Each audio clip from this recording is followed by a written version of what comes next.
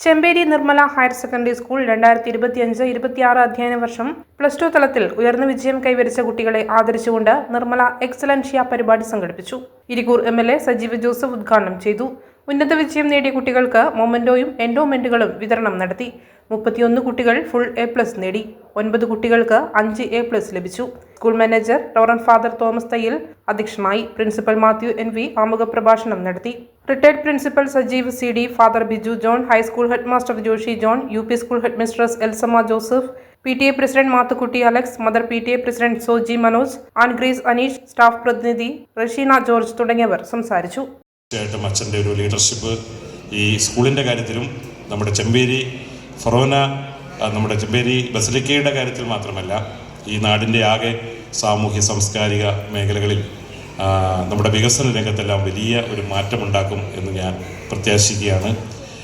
കാരണം അച്ഛൻ്റെ അനുഭവ സമ്പത്ത്, മൂല്യബോധവും സാമൂഹ്യ പ്രതിബദ്ധതയുമുള്ള ആളുകളെയാണ് ലോകം അന്വേഷിക്കുന്നത്.